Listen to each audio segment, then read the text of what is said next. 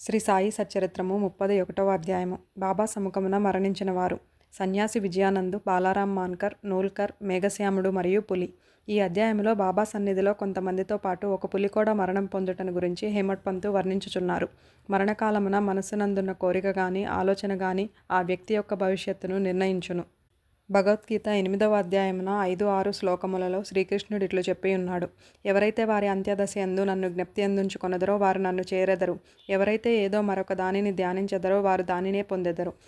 అంత్యకాలమందు మనము మంచి ఆలోచనలే మనసునందుంచుకొనగలమని నిశ్చయము లేదు.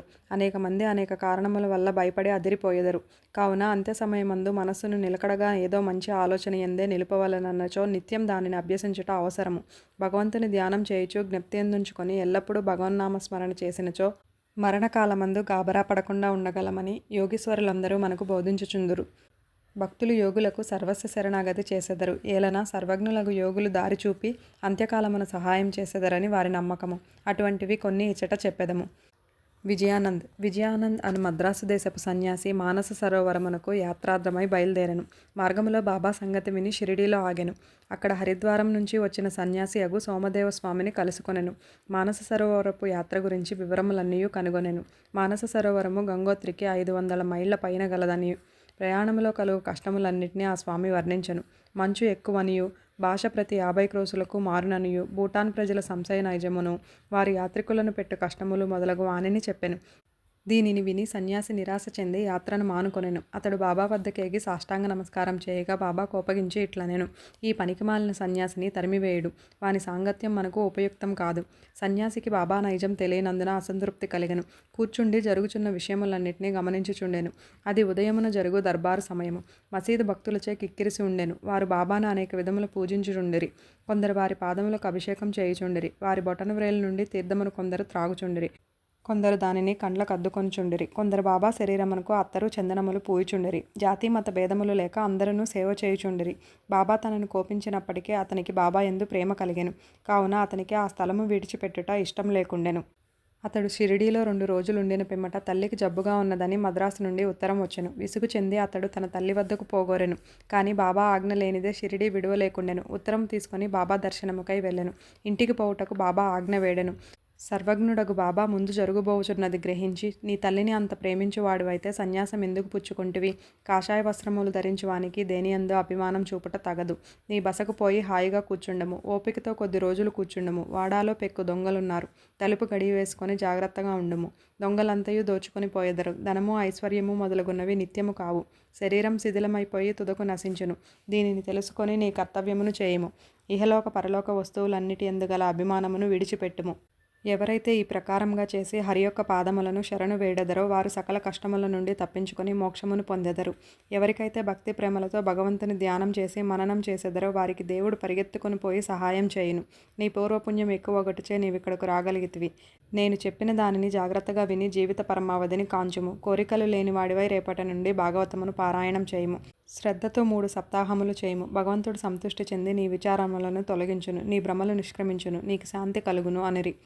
అతని మరణం సమీపించినందున బాబా అతనికి విరుగుడు ఉపదేశించెను. బాబా కూడా తమ దేహావసాన సమయాన మృత్యుదేవతకు ప్రీతి కలిగించే రామవిజయం చదివించెను.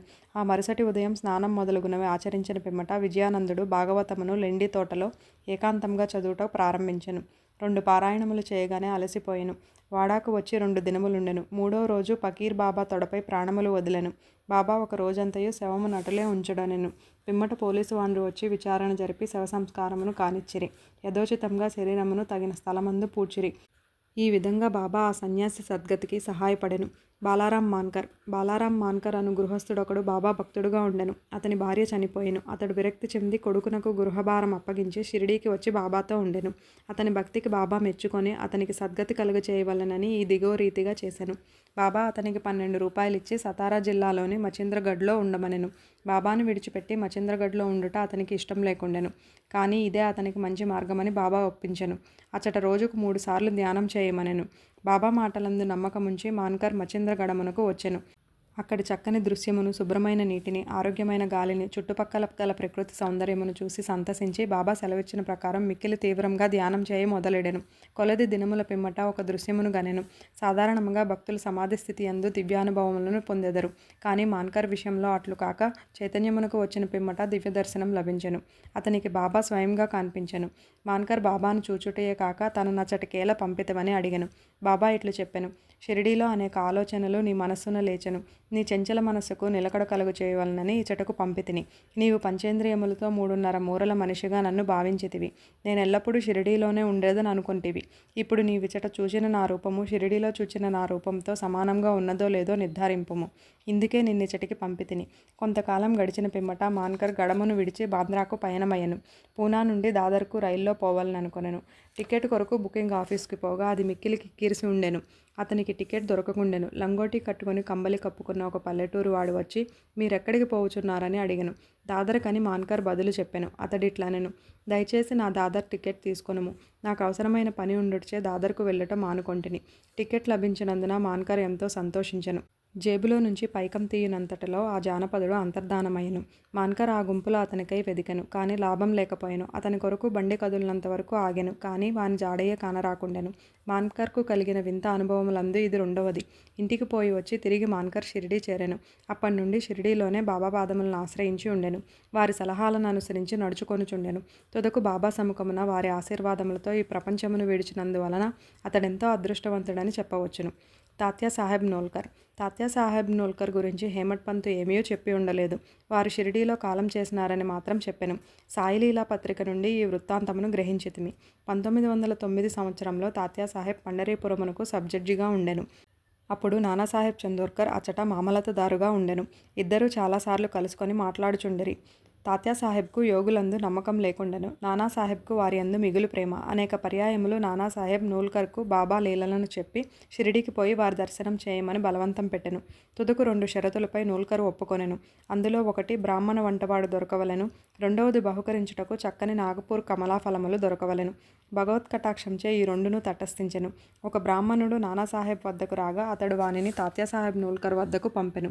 ఎవరో కాని 100 కమలాఫలములను నోల్కర్కు పంపిరి. 2 షరతులు నెరవేరుటచే తాత్యాసాహెబ్ షిరిడీ తప్పక పోవలసి వచ్చెను. మొట్టమొదట బాబా అతనిపై కోపగించెను.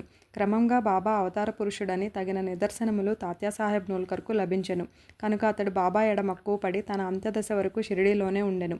తన అంత్యదశలో మతగ్రంథములు పారాయణ వినెను. చివరి సమయంలో బాబా పాదతీర్థం అతనికిచ్చిరి. అతని మరణ వార్త విని బాబా ఇట్లనెను: అయ్యో, తాత్య మనకంటే ముందే వెళ్ళిపోయెను. అతనికి పునర్జన్మం లేదు. మేఘశ్యాముడు. 28వ అధ్యాయంలో మేఘుని కథ చెప్పితిమి. మేఘశ్యాముడు మరణించగా గ్రామవాసులందరూ శవము వెంట వెళ్ళిరి. బాబా కూడా వెంబడించెను. బాబా అతని శవంపై పువ్వులు చల్లెను.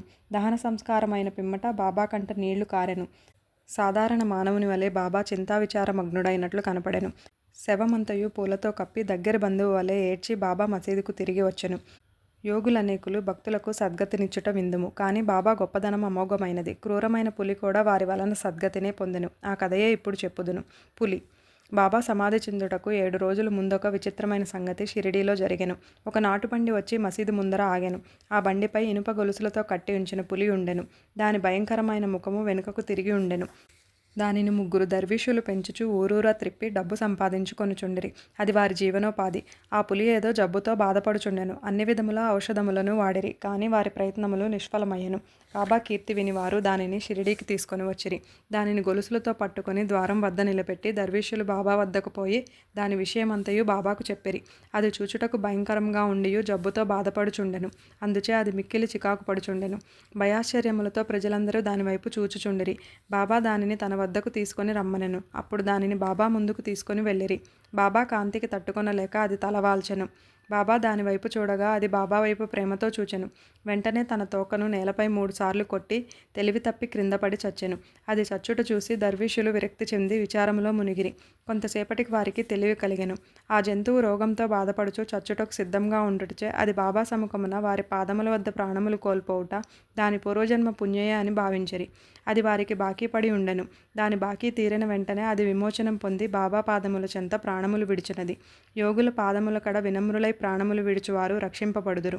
వారెంతో పుణ్యం చేయనిదే వారికట్టి సద్గతి ఎట్లు కలుగును. 31వ అధ్యాయం సంపూర్ణం. ఓం నమో సాయినాథాయ.